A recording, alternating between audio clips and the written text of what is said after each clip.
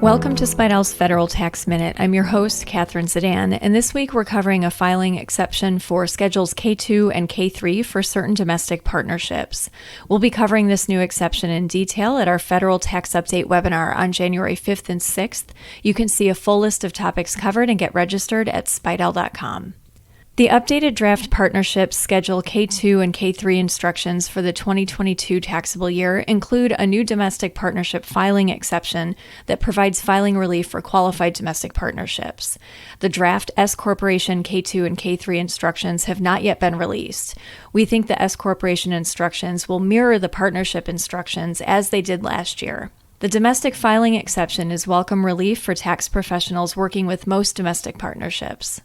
Schedules K-2 and K-3 were new for the 2021 tax year.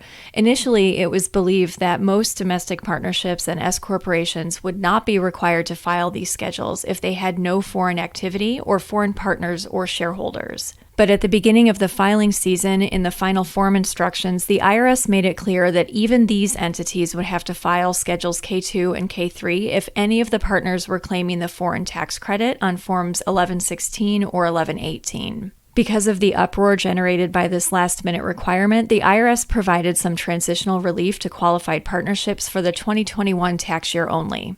The draft 2022 instructions provide new permanent relief for qualified domestic partnerships. The domestic partnership exception states that partnerships are not required to complete Schedules K-2 and K-3 and file them with the IRS if they meet the following qualifications. First, the partnership has no or limited foreign activity, which is specifically defined in the instructions and includes domestic partnerships whose only foreign activity is passive category foreign income that only generates $300 or less of taxes subject to the foreign tax credit and is shown on a payee statement, for example, a 1099 DIV. Second, all of the direct partnerships partners, so those that receive a K-1 from the partnership, are U.S. citizens or resident aliens, domestic decedent estates, or domestic grantor and non-grantor trusts with solely U.S. citizen or resident alien grantors and beneficiaries.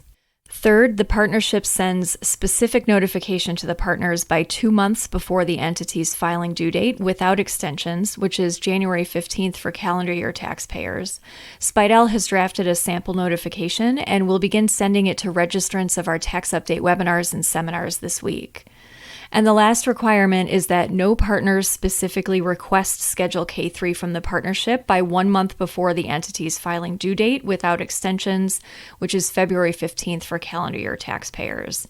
If the information is requested after February 15th, then the partnership is only required to provide the Schedule K-3 to the requesting partner and is not required to file the K-2 and K-3 with the IRS.